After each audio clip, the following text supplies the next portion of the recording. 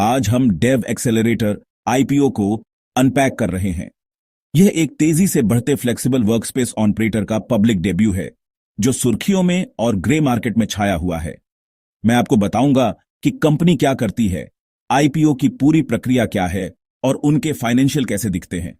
Income statement, balance sheet और मुख्य अनुपात, ग्रे मार्केट आज स्टॉक की क्या कीमत लगा रहा है और उन नंबरों का निवेशकों के लिए क्या मतलब है। चलिए शुरू करते हैं। डेव एक्सेलरेटर लिमिटेड एक मैनेज्ड स्पेस ऑपरेटर है जो फ्लेक्सिबल ऑफिस सॉल्यूशंस और वर्कस्पेस फिट आउट प्रदान करने पर केंद्रित है। मूल रूप से यह एक coworking slash managed office chain है जो टियर 1 और टियर 2 दोनों शहरों को टारगेट करती है।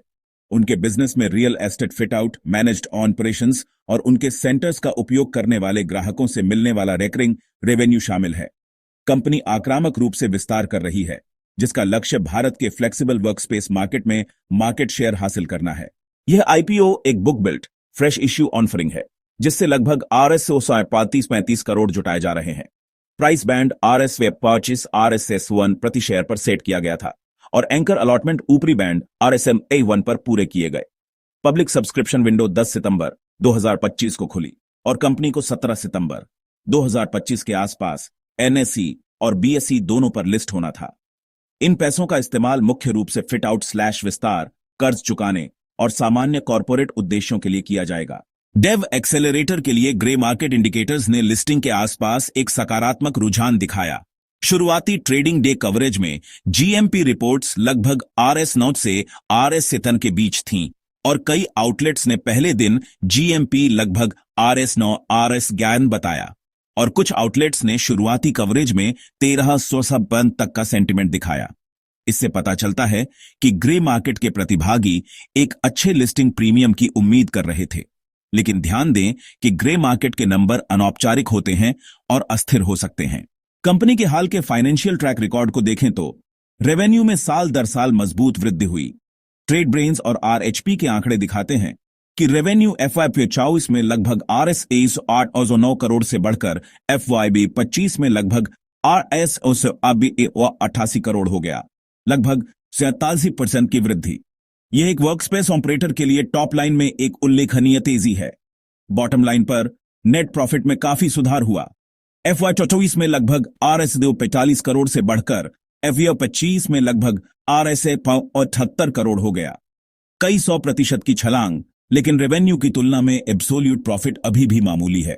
ग्रोथ उत्साहजनक है लेकिन निवेशकों को स्केल बनाम प्रॉफिटेबिलिटी को तौलना होगा, खासकर एक कैपिटल इंटेंसिव रियल एस्टेट से जुड़े बिजनेस में जहां फिट आउट और वर्किंग कैपिटल मार्जिन को कम कर सकते हैं। RHP slash institutional IPO notes ACMIL से हम प्रमुख बैलेंस शीट आइटम्स और कैश पोजीशंस निकाल सकते हैं। कुल संपत्ति में साल दर साल काफी वृद्धि हुई। RHP दिखाता है कि जैसे जैसे कंपनी अपने सेंटर्स का विस्तार कर रही है, कुल संपत्ति बढ़ रही है। उदाहरण के लिए कुल संपत्ति पिछले वर्षों के निचले स्तर से बढ़कर नवीनतम फाइलिंग अवधि में एक बड़े आधार पर पहुंच गई। RHP टेबल दिखाते हैं कि संपत्ति कई करोड़ की सीमा में बढ़ रही है।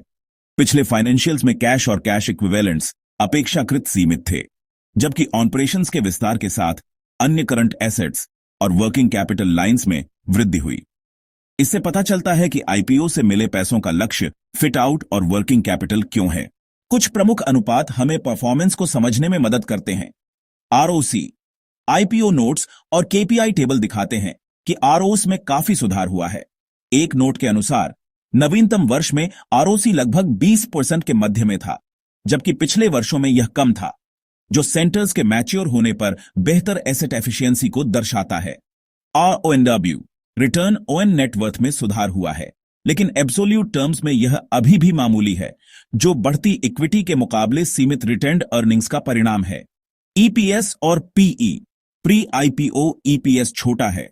नवीनतम वर्ष में बेसिक EPS लगभग RS 27 रिपोर्ट किया गया और प्री स्लैश पोस्ट IPO आधार पर PE मल्टीपल ज्यादा है। पेपर्स ने पिछले वित्तीय वर्ष के मुनाफे का उपयोग करते हुए प्री IPO PE 200x से ज्यादा और पोस्ट IPO PE 300x से ऊपर दिखाया। यह छोटी मुनाफे वाली लेकिन नई कंपनियों के लिए आम बात है। कमाई कम होती है, इसलिए मल्टीपल महंगे दिखते हैं। संक्षेप में, ऑपरेशनल एफिशिएंसी में सुधार हो रहा है, लेकिन एब्सोल्यूट प्रॉफिटेबिलिटी अभी भी कम है। जिससे वैल्यूएशन भविष्य की ग्रोथ डिलीवरी के प्रति संवेदनशील हो जाता है। हर आईपीओ में जोखिम होते हैं। डेव एक्सेलरेटर के लिए महत्वपूर्ण जोखिम है कैपिटल इंटेंसिटी और वर्किंग कैपिटल। फिट आउट और सेंटर खोलने के लिए कैश की जरूरत होती है।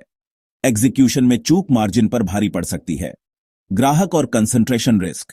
कॉर्पोरेट ग्राहकों या कुछ विशेष उद्योगों पर निर्भरता रेवेन्यू में अस्थिरता पैदा कर सकती है। प्रतिस्पर्धा।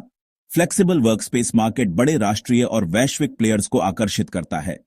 प्राइसिंग और ऑक्यूपेंसी का दबाव मार्जिन को कम कर सकता है। Valuation sensitivity. चूंकि वर्तमान प्रॉफिट कम है, भविष्य में ग्रोथ में निराशा होने पर ऊंचे पीई मल्टीपल के कारण वैल्यूएशन में तेज गिरावट आ सकती है। बुल केस सीधा है। भारत में फ्लेक्सिबल वर्कस्पेस के लिए बढ़ता हुआ एड्रेसेबल मार्केट, तेजी से रेवेन्यू ग्रोथ, रिपोर्ट के अनुसार लगभग 47% YoY, सुधरता हुआ ROC और मैनेजमेंट की सेंटर्स को कुशलतापूर्वक स्केल करने की क्षमता। अगर ऑक्यूपेंसी और प्राइसिंग ट्रेंड्स अनुकूल बने रहते हैं तो मौजूदा छोटे प्रॉफिट तेजी से बढ़ सकते हैं, जो लिस्टिंग प्रीमियम को सही ठहराएगा। तो यह संभावित निवेशकों को कहां छोड़ता है? डेव एक्सेलरेटर एक ग्रोथ स्टोरी है। मजबूत रेवेन्यू ग्रोथ, सुधरती हुई एसेट एफिशिएंसी और सकारात्मक ग्रे मार्केट सेंटिमेंट। लेकिन यह ऊंचे वैल्यूएशन मल्टीपल और कैपिटल इंटेंसिटी वाली एक अर्ली प्रॉफिट स्टोरी भी है। लॉन्ग टर्म निवेशकों के लिए मुख्य सवाल हैं। 1. क्या आपको विश्वास है कि उनके सेंटर रोल आउट और ऑक्यूपेंसी में वृद्धि जारी रहेगी? 2. क्या आप कम प्रॉफिट को देखते हुए आज के ऊंचे पीई के साथ सहज हैं? 3. आपका टाइम होराइजन क्या है? जीएमपी को देखते हुए शॉर्ट टर्म लिस्टिंग गेन संभव लगते हैं, लेकिन लॉन्ग टर्म रिटर्न एग्जीक्यूशन पर निर्भर करते हैं। अगर आप वीडियो डिसीजन ले रहे हैं तो इसे एक स्पेक्युलेटिव ग्रोथ सब्सक्रिप्शन माने। पोजीशन साइजिंग पर ध्यान से विचार करें और इसे विकल्पों के साथ तौलें। अगर आप चाहें तो मैं इन RHP टेबल्स को ऑन स्क्रीन विजुअल्स में बदल दूंगा। बैलेंस शीट स्नैपशॉट, रेवेन्यू और प्रॉफिट बार, और एक simple ratio table ROC, RONBAV, EPS, PE आपके फाइनेक्सियम वीडियो के लिए तैयार। क्या आप आगे वे विजुअल्स और एक थंबनेल टेक्स्ट मॉकअप चाहते हैं?